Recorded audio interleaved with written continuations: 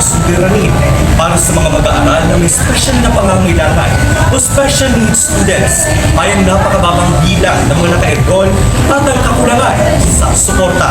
Mahigit 92% ng mga batang Pilipinong may kapansanan ang hindi nakapasok sa paaralan.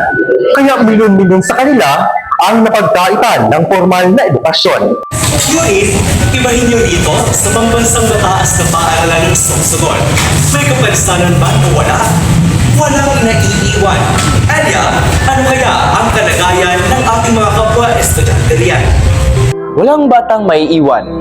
Ipinagmamalaki ng Special Needs Education o SNED ang ilan sa mga mahalagang programa at aktibidad na nagsusulong sa kakayahan, talento at kapakanan ng mga mag-aaral na may espesyal na pangailangan.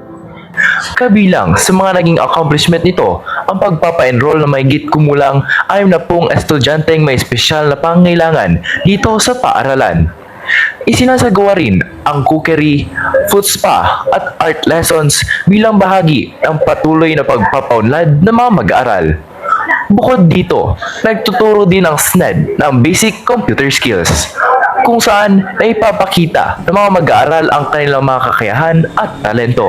Ayon sa coordinator ng SNED na si Nonet Santiago, layunin ng programa ang pagtitiyak ng bawat mag-aaral ay may pagkakataong matuto, umunlad at makilahok sa iba't ibang gawain sa paaralan.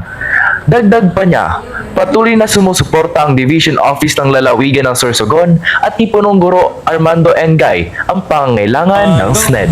Ang paaralan ay para sa lahat. Lahat ay may karapatan sa dekalidad na edukasyon.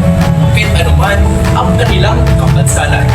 Ay yaking ibo nagbabalita para sa tinig sornahan.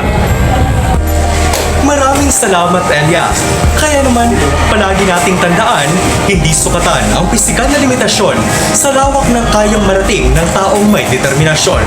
Ang tunay na pag-angat ay hindi nakikita sa lakas ng katawan, kundi sa tibay ng kalooban at walang humpay na pagsusumikap. Muli, ito si Don Atienza para sa Tinig Sornahay. Maraming salamat po.